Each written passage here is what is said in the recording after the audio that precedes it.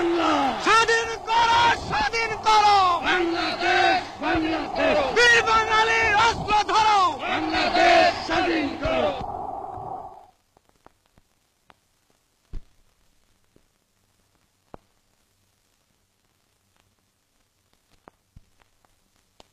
স্বাধীন বাংলার জাতির পিতা, স্বাধীন বাংলার জাতির পিতা মুজিবের পথ ধরো। মুজিব ভাই এসে গেছেন, তাকে আপনারা স্লোগান দিয়ে অভিবাদন দেন। শেখ মুজিবের পথ ধরো, বাংলাদেশ স্বাধীন করো, মুজিব ভাইয়ের পথ ধরো, বাংলাদেশ স্বাধীন করো, বাঁশের মাঠে তৈরি করো, বাংলাদেশ স্বাধীন করো, বীর বাঙালি অস্ত্র ধরো, বাংলাদেশ স্বাধীন করো। বীর আপনারা জোরে স্লোগান ধরেন, আমার দেশ তোমার দেশ, বাংলাদেশ বাংলাদেশ, আমার দেশ তোমার দেশ, বাংলাদেশ বাংলাদেশ, স্বাধীন করো, স্বাধীন করো, বাংলাদেশ স্বাধীন করো।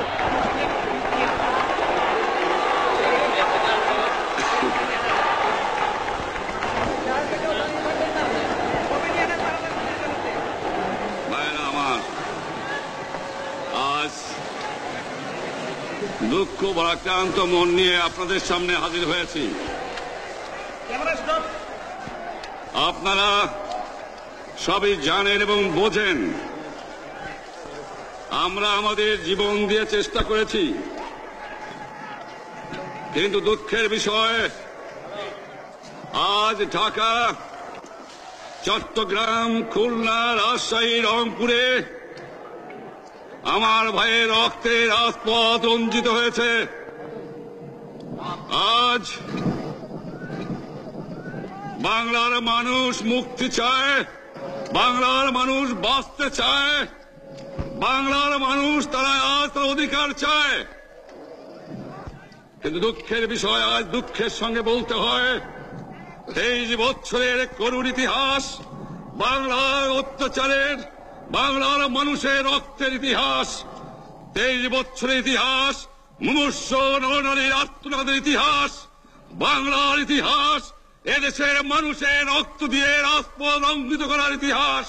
1952 সালে রক্ত দিয়েছি, 1954 সালে নির্বাচনে জয়লাভ করেও আমরা গদিতে বসতে পারি নাই। 1958 সালে আইয়ুব খান মার্শাল ল জারি করে 10 বছর পর্যন্ত আমাদের গোলাম করে রেখেছে। 1967 সালে 6 দফার আন্দোলনে 7ই জুনে আমার ছেলেদের গুলি করে হত্যা করা হয়েছে। 1969 আন্দোলনে আইয়ুব খানের পতন হওয়ার পরে যখন ইয়াহিয়া খান সাহেব সরকার নিলেন, তিনি বললেন দেশে শাসনতন্ত্র দেবেন, গণতন্ত্র দেবেন, আমরা মেনে নিলাম। তারপরে অনেক ইতিহাস হয়ে গেল, নির্বাচন হলো। আপনারা জানেন দোষ কি আমাদের? আজকে আমি প্রেসিডেন্ট ইয়াহিয়া খান সাহেবের সঙ্গে দেখা করেছি, আপনারা জানেন, আলাপ আলোচনা করেছি। আমি শুধু বাংলার নয়, পাকিস্তানের মেজরিটি পার্টির নেতা হিসাবে তাকে অনুরোধ করলাম 15 ফেব্রুয়ারি তারিখে আপনি জাতীয় পরিষদের অধিবেশন দেন। তিনি আমার কথা রাখলেন না, তিনি রাখলেন ভুট্টো সাহেবের কথা। তিনি বললেন প্রথম সপ্তাহে মাসে হবে, তিনি মানে নিলেন। আমরা বললাম ঠিক আছে, আমরা অ্যাসেম্বলিতে বসবো, আমরা আলোচনা করব। আমি বললাম বক্তৃতার মধ্যে, অ্যাসেম্বলির মধ্যে আলোচনা করব। এমনকি আমি এ পর্যন্ত বললাম যদি কেউ ন্যায্য কথা বলে, আমরা সংখ্যায় বেশি হলেও একজন যদিও সে হয়, তার ন্যায্য কথা আমরা মেনে নেব। আসুন বসি, আমরা আলাপ করে শাসনতন্ত্র তৈরি করি। তিনি বললেন পশ্চিম পাকিস্তানের মেম্বাররা যদি এখানে আসে তাহলে কসাইখানা হবে অ্যাসেম্বলি। যদি কেউ অ্যাসেম্বলিতে আসে তাহলে পেশোয়ার থেকে করাচি পর্যন্ত দোকান জোর করে বন্ধ করা হবে, তারপরেও যদি কেউ আসে তাকে সন্ন্যাসার করা হবে। আমি বললাম অ্যাসেম্বলি চলবে। তারপরে হঠাৎ 1 তারিখে অ্যাসেম্বলি বন্ধ করে দেওয়া হলো। কি পেলাম আমরা? যে আমার পয়সা দিয়ে অস্ত্র কিনেছি বহিঃশত্রু আক্রমণ থেকে দেশকে রক্ষা করার জন্য, আজ সেই অস্ত্র ব্যবহার হচ্ছে আমার দেশের গরিব দুঃখী নিরস্ত মানুষের বিরুদ্ধে। তার বুকের উপরে হচ্ছে গুলি। আমরা পাকিস্তানের সংখ্যাগুরু, আমরা বাঙালিরা যখনই ক্ষমতায় যাওয়ার চেষ্টা করেছি, যখনই এদেশের মালিক হবার চেষ্টা করেছি, তখনই তারা আমাদের উপর ঝাঁপিয়ে পড়েছেন। তারা আমাদের ভাই। আমি বলেছি তাদের কাছে এই কথা যে আপনারা কেন আপনার ভাইয়ের বুকে গুলি মারবেন? আপনাদের রাখা হয়েছে যদি বহিঃশত্রু আক্রমণ করে তার থেকে দেশটাকে রক্ষা করার জন্য। তারপরে উনি বললেন যে আমার নামে বলেছেন, আমি নাকি বলে স্বীকার করেছি যে 10 তারিখে রাউন্ড টেবল কনফারেন্স হবে। আমি উনাকে একথা বলে দেবার চাই, আমি তাকে তা বলি নাই। টেলিফোনে আমার সঙ্গে তার কথা হয়।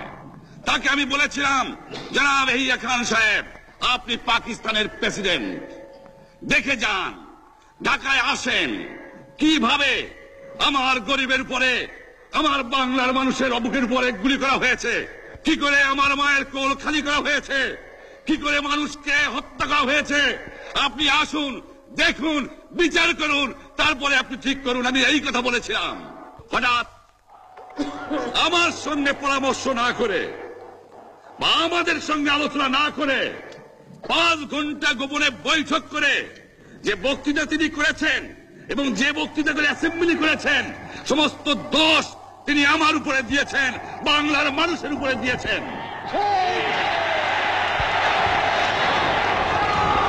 আমি পরিষ্কার মিটিংয়ে বলেছি যে এবারের সংগ্রাম আমার মুক্তির সংগ্রাম, এবারের সংগ্রাম স্বাধীনতার সংগ্রাম। আমার 25 তারিখে অ্যাসেম্বলি কল করেছে, রক্তের দাগ শুকায় নাই।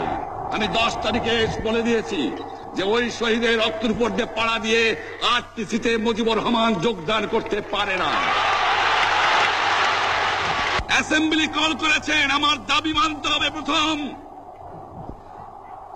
সামরিক আইন মার্শাল ল উদ্ধ করতে হবে।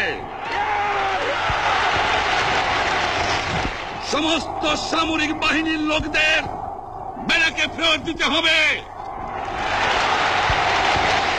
যেভাবে হত্যা করা হয়েছে তার তদন্ত করতে হবে। আর জনগণের প্রতিনিধির কাছে ক্ষমতা হস্তান্তর করতে হবে। তারপরে বিবেচনা করে দেখব আমরা অ্যাসেম্বলিতে বসতে পারবো কি পারবো না। এর পূর্বে অ্যাসেম্বলিতে বসার, আমরা অ্যাসেম্বলিতে বসতে আমরা পারি না। জনগণ সে অধিকার আমাকে দেয় নাই। ভাইরা আমার, তোমরা আমার উপর বিশ্বাস আছে? আমি প্রধানমন্ত্রিত্ব চাই না, আমরা দেশের মানুষের অধিকার চাই। আর যদি একটা গুলি চলে, আর যদি আমার লোকের উপর হত্যা করা হয়, তোমাদের উপর কাছে আমার অনুরোধ রইল, প্রত্যেক ঘরে ঘরে দুর্গ করে তোলো। তোমাদের যা কিছু আছে তাই নিয়ে শত্রুর মোকাবেলা করতে হবে এবং জীবনের তরে রাস্তাঘাট যা যা আছে সবকিছু আমি যদি হুকুম দেবার নাও পারি, তোমরা বন্ধ করে দেবে।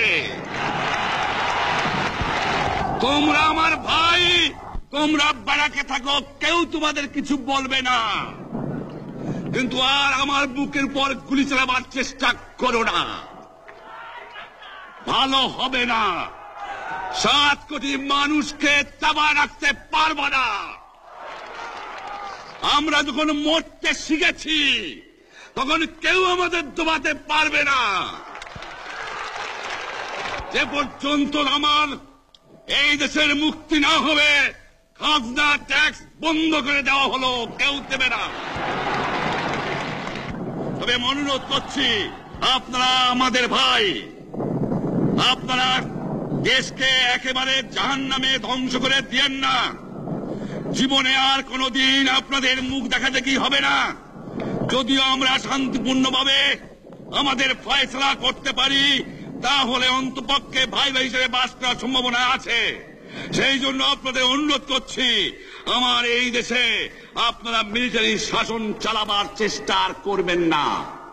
দ্বিতীয় কথা, প্রত্যেক গ্রামে, প্রত্যেক মহল্লায়, প্রত্যেক ইউনিয়নে, প্রত্যেক সাব ডিভিশনে আওয়ামী লীগের নেতৃত্বে সংগ্রাম পরিষদ গড়ে তোলো এবং তোমাদের যা কিছু আছে তাই নিয়ে প্রস্তুত থাকো। মনে রাখবা, রক্ত যখন দিয়েছি, রক্ত আরো দেব। এদেশের মানুষকে মুক্ত করে ছাড়বো ইনশাআল্লাহ। এবারে সংগ্রাম আমাদের মুক্তির সংগ্রাম, এবারে সংগ্রাম স্বাধীনতার সংগ্রাম। আপনারা আমার উপরে বিশ্বাস নিশ্চয়ই রাখেন। জীবনে আমার রক্তের বিনিময়েও আপনাদের সঙ্গে বেইমানি করি নাই। প্রধানমন্ত্রিত্ব দিয়ে আমাকে নিতে পারে নাই, ফাঁসি কাস্টে আসামি দিয়ে আমাকে নিতে পারে নাই। যে রক্ত দিয়ে আপনারা আমার একদিন জেলের থেকে বার করে নিয়ে এসেছিলেন, এই রেসকোর্স ময়দানে আমি বলেছিলাম আমার রক্ত দিয়ে আমি রক্তের ঋণ শোধ করবো, মনে আছে? আমি রক্ত তোমার জন্য প্রস্তুত। আমাদের মিটিং এইখানেই শেষ। আসসালামু আলাইকুম। জয় বাংলা। বীর বাঙালি অস্ত্র ধরো, বীর বাঙালি